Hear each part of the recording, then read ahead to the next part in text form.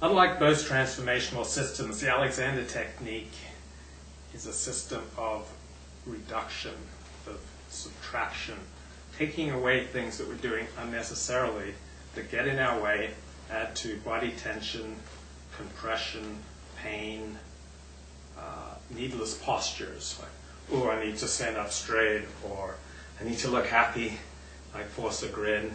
Like, let go of that and be more alive to the moment. So, as an Alexander teacher, I work with people to notice things that they're doing that are interfering with them. Now, it's very easy to do this in a way that goes, ooh, you're wrong. It's like, ooh, you got to stop doing that. Instead, it's a way of, oh, you're going to feel better if you let go of this form of unnecessary compression or tension. Or did you notice that when you're walking, you're kind of walking tip back?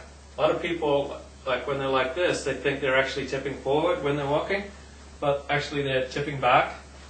And so as an Alexander teacher, I can notice things that they're doing, like, oh, do you notice you're dragging your leg along, mister? Well, usually when people have that much hoarding going on, they will notice. So as an Alexander teacher, I try to help people just notice their patterns. And so we could do anything. We could just sit across from each other and talk. We could go walking. We could go jogging. We could sit at a keyboard and see what you do when you come to a keyboard, come to a computer, or just pick up your cell phone. Most people kind of start getting pulled into their cell phone or the computer screen or the TV screen. It's just like so fascinating that the whole body collapses around that object. So I think it's my job as an Alexander technique teacher to help people notice what are their patterns, what are their habits, how do they react habitually in ways that don't serve them, that don't get them to where they want to go. So I'll talk to my student about what they want to achieve through their Alexander lessons. Like this one lawyer says, I want more presence. Well, you have more presence when you let go of postures, when you let go of habitual habits of holding. So I'm thinking about one student has a hard time being in the present moment. He tends to be thinking way out in front of himself, I've got too much to do, not enough time to do it. I can bring him back into the present moment so that he sees the whole world in front of him, sees out the corner of his right eye, left eye, and everything in between, and listens for every separate sound that's going on. When you do that, you can't be thinking about the past or worrying about the future. You have to be in the present.